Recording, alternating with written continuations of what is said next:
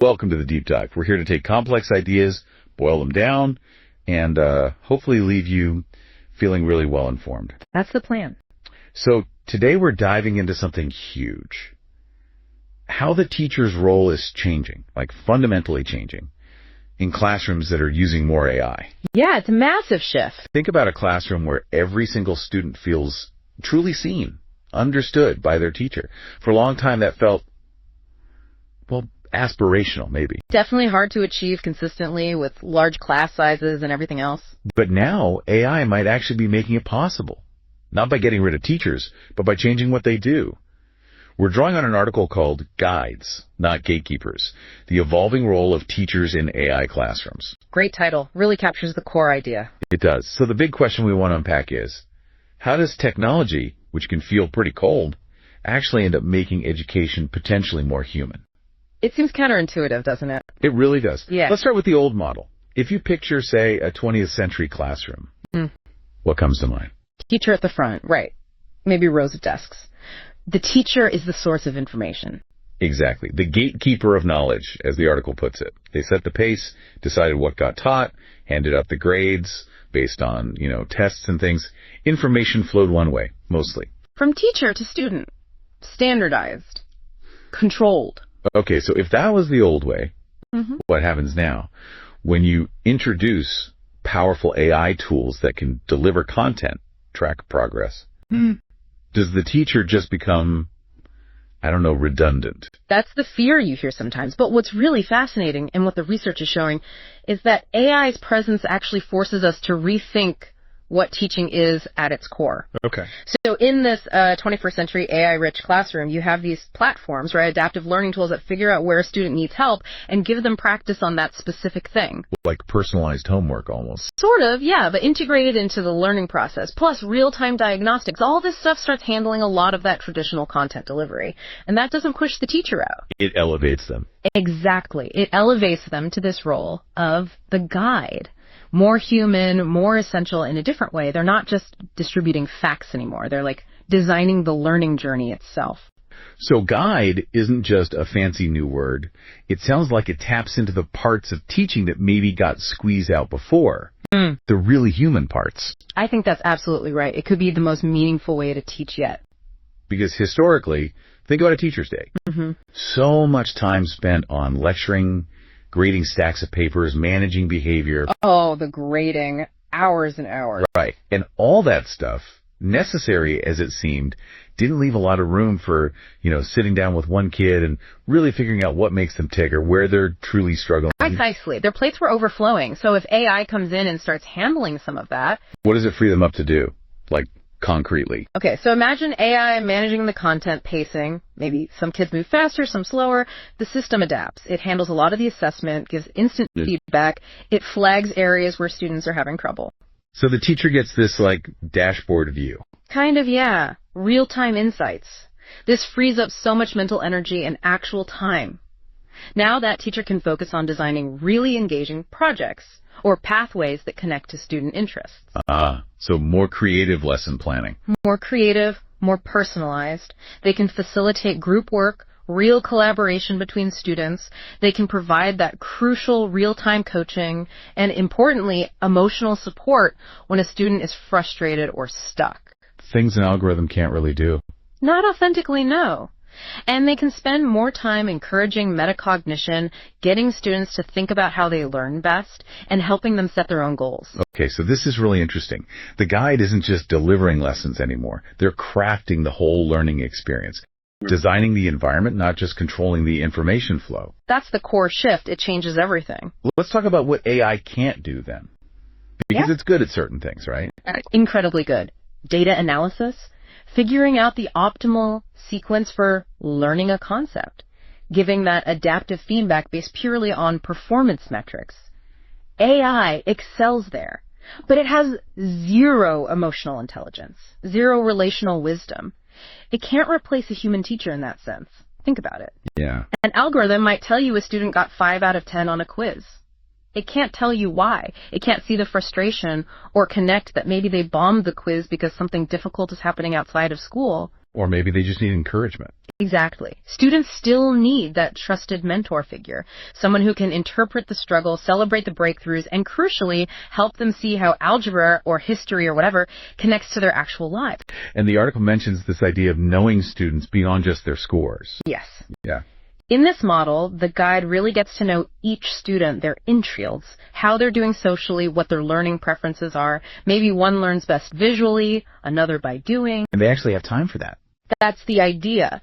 Having routine one-on-one check-ins becomes standard practice, not a luxury. It's foundational. And that builds trust. Trust, respect, a sense of ownership over their learning. That's what really drives motivation, much more than just grades. What about the classroom as a whole? Is it just individuals working with AI? No, not at all. The guide is also key in fostering that sense of community. You still need that classroom spirit. How do they do that? Through things like team challenges, group projects, maybe Socratic seminars where they discuss big ideas, service learning, ways to build a collective identity while still supporting each kid individually. It's about balancing the personal journey with being part of a group. Okay, so one of the big goals here is building student agency, right? Letting students take more control over their own learning. Absolutely. It's about empowering learners to make choices. But isn't there a risk there? Like, if you give students too much freedom, won't some just drift? Or get confused? Or just do the bare minimum? That is a really, really important point. Autonomy without support, that can definitely lead to problems, confusion, maybe even disengagement for some kids. So how does the guide prevent that?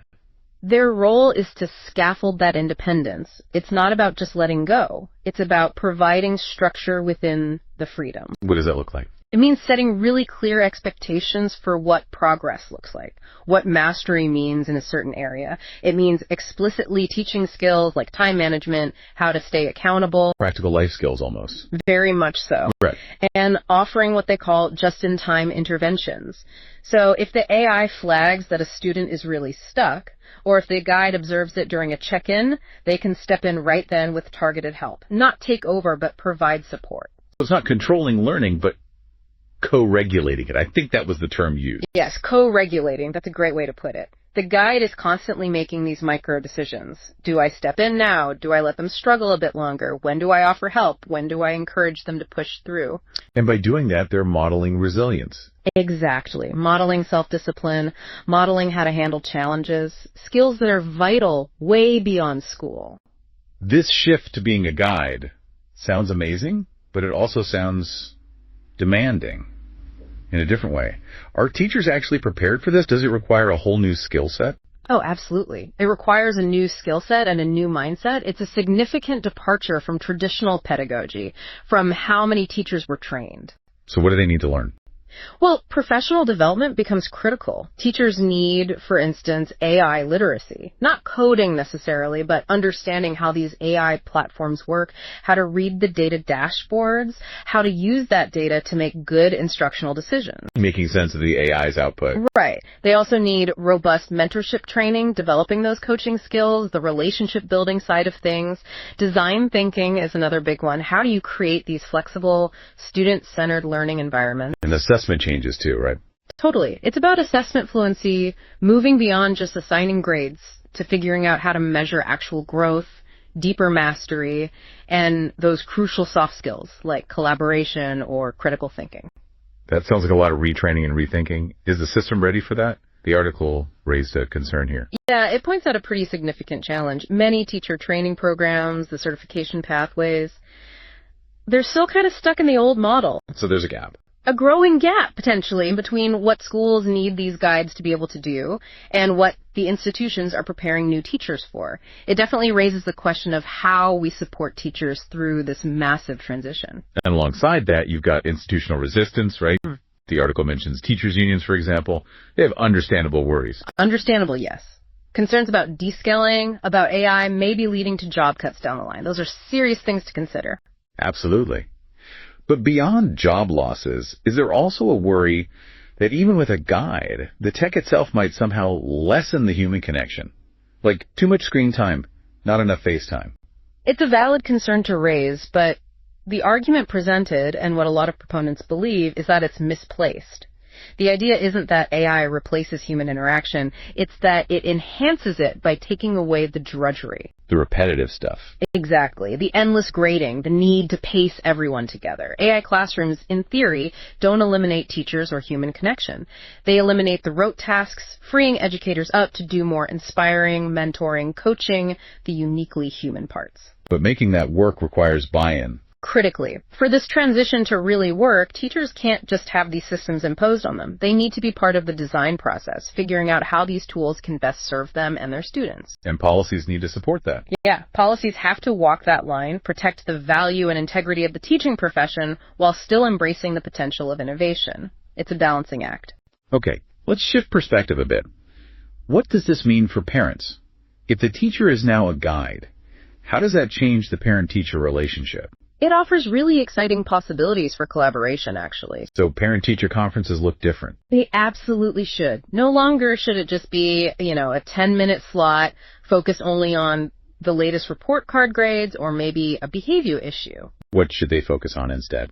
The conversation should be much richer, more holistic, talking about the students' progress towards their personalized goals, discussing the development of those soft skills, resilience, collaboration, curiosity. Things that don't show up on a standard test. Exactly. It should also include the students' own reflections on how they're learning, what's working for them, what they're finding challenging. So the student might even be in the conference.